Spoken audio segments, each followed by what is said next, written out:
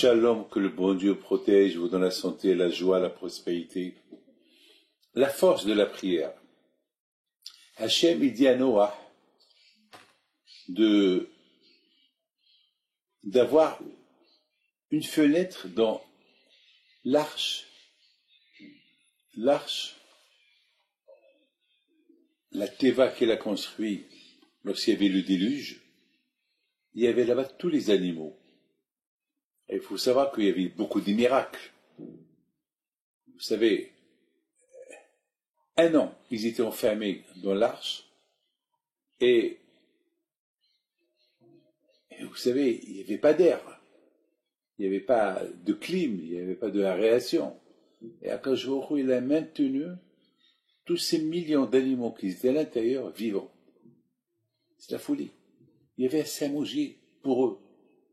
Il y avait la bracha de le manger. Beaucoup de gens, ils sont préoccupés. Et qu'est-ce qu'on va manger demain? Il faut avoir les mona, quand je te donnera à manger demain. Il y a Hachem. Alors, Hachem a dit à Noah, tu mets une fenêtre dans l'arche. Alors, il y a des rabbins qui posent une question, mais pourquoi? À quoi elle sert cette fenêtre? À quoi elle sert?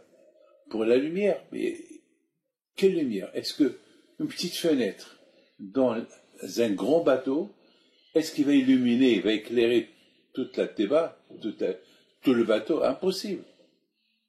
C'est impossible. Vous savez, aujourd'hui, une villa, une maison, un palais. Vous imaginez un palais avec une seule fenêtre dans tout le palais, c'est pas possible. Alors, à quoi sert cette fenêtre? Elle sert à quoi? Mes amis, ça c'est la question que nos sages posent comme question.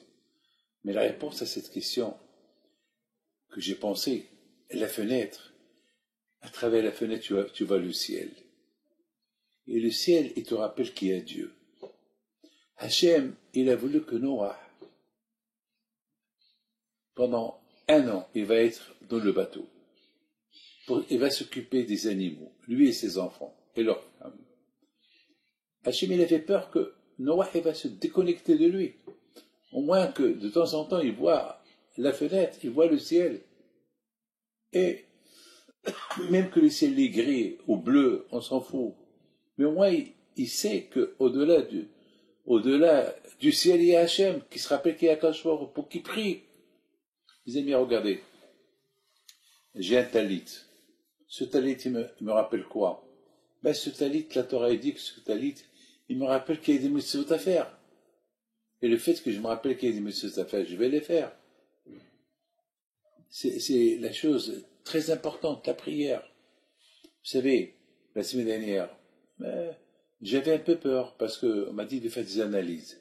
Alors j'ai prié un peu plus. Vous savez pourquoi Akadosh Baruch Hu, il apporte des problèmes?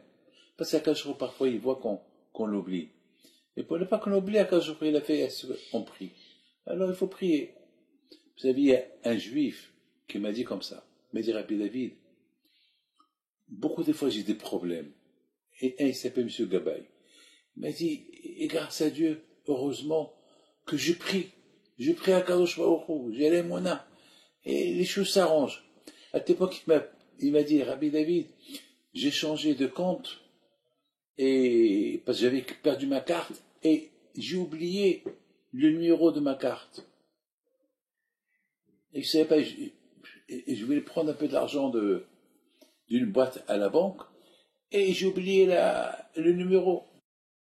Alors, j'ai prié par le zéro de Rabbi Pinto, que les numéros que je vais composer, ils vont être les vrais.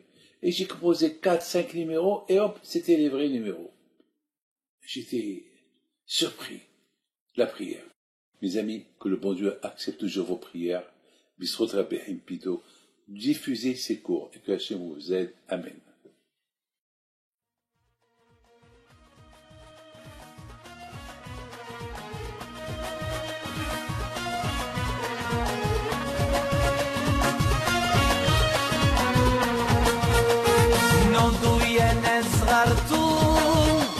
على ربيع حي بنتو وقف لنا زي خو